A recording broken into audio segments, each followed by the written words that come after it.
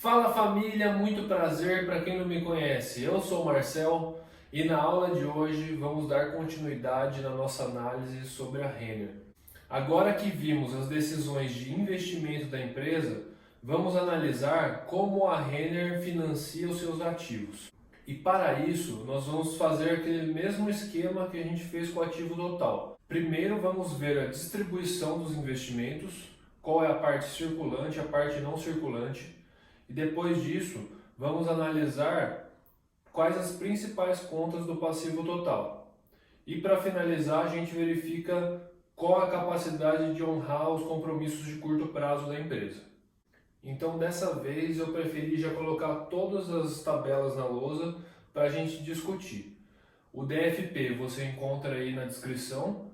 E dessa vez eu não vou fazer análise escrita, eu vou deixar aí também na descrição um arquivo com as anotações de aula e você pode ver direto aí se você tiver interesse. E assim, como na última aula a gente já analisou o tamanho do ativo total e quanto ele cresceu no período, agora a gente já pode partir direto da distribuição dos financiamentos. E como a gente já fez aqui, a parte de capital de terceiros é o passivo circulante e o passivo não circulante da empresa. E o capital próprio é o patrimônio líquido. Pela nossa análise, a gente percebe que a empresa ela tenta manter o mesmo padrão.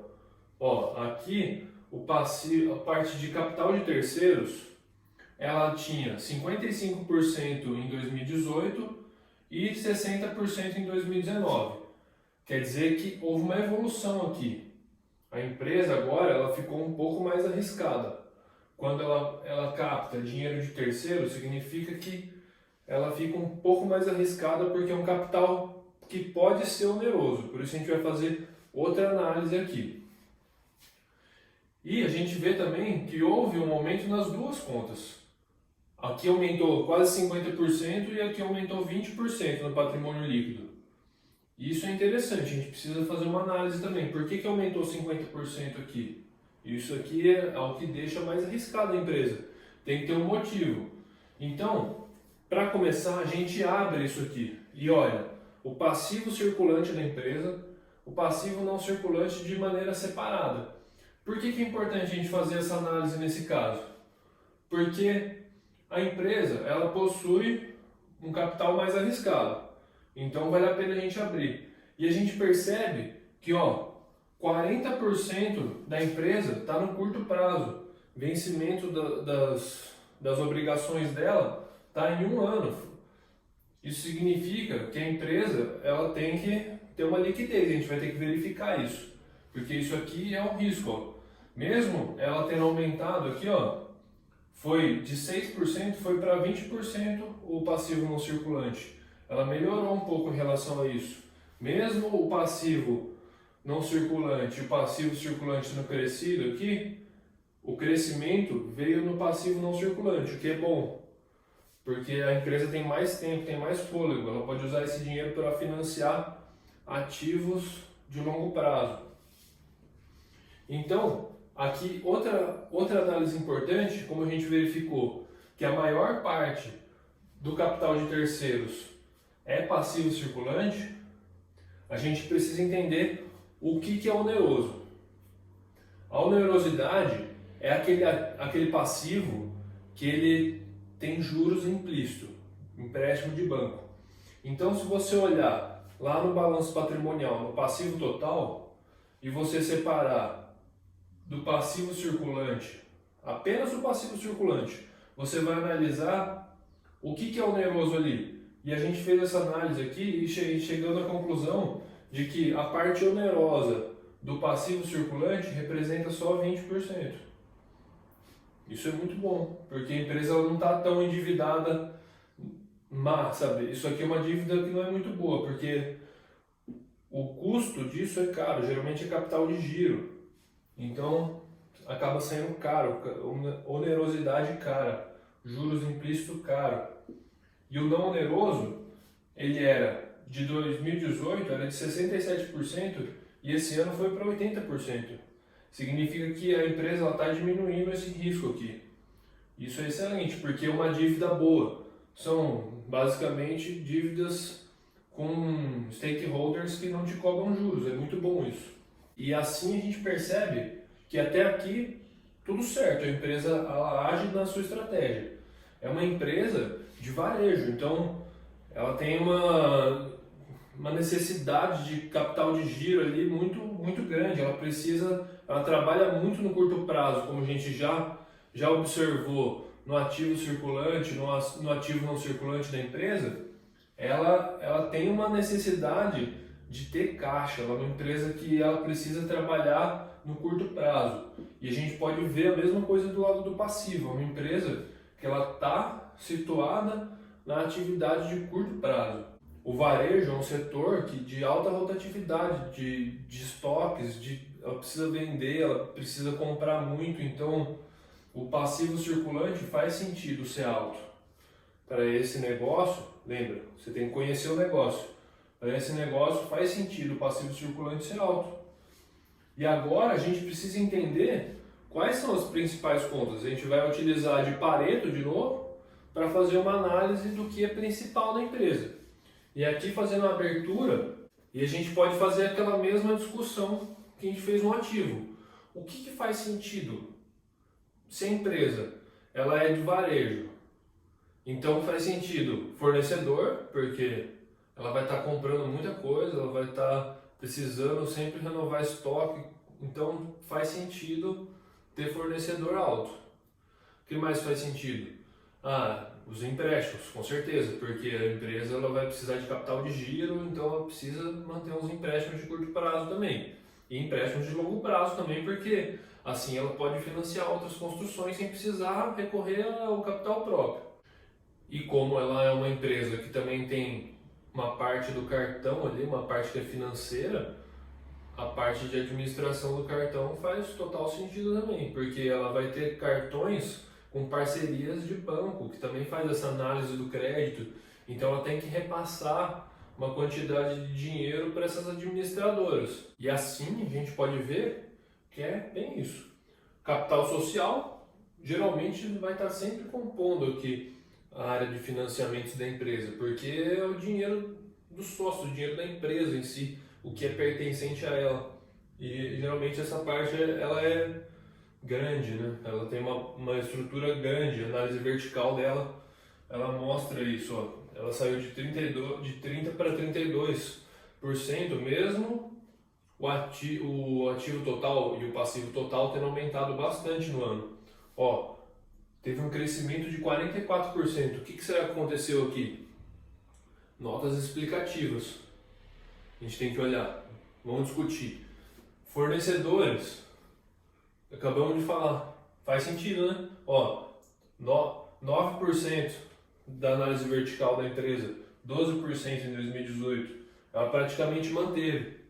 Muito bom. Está sabendo administrar bem. Empréstimos de curto prazo. Ó, teve uma redução. Ó. Lembra aqui que a gente viu? Ó? O oneroso diminuiu. Então, o empréstimo de curto prazo, ó, ela pagou bastante dívida e no longo prazo ela não rolou tanta dívida. Rolar significa passar para a proximidade de um ano. E ela fez novos empréstimos de longo prazo.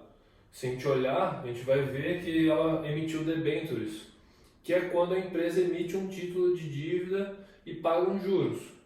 Geralmente os bancos que mediam isso, e qualquer pessoa pode comprar o título de dívida de uma empresa e receber como se fosse alguém que investe numa Selic. Mas geralmente as empresas emitem debênture e pagam melhor, remuneram melhor que a Selic, porque ela tem um risco implícito maior do que um país, por exemplo.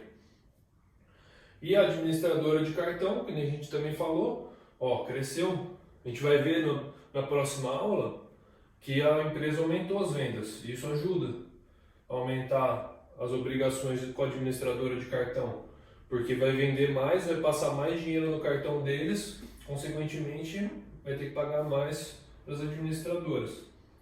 E a reserva de lucros? Ó, diminuiu. Saiu de 1,2 bi e foi para 880 milhões. Por que isso aconteceu? Ó, capital social, reserva de lucros. Um diminuiu, o outro aumentou. Aprovaram numa assembleia geral que a gente podia usar a reserva de lucros para aumentar o capital social da empresa e todo acionista da empresa, para cada 10 ações, recebeu mais uma, aumentou em 10%. Eles utilizaram isso, geralmente a estratégia da Renner era o quê?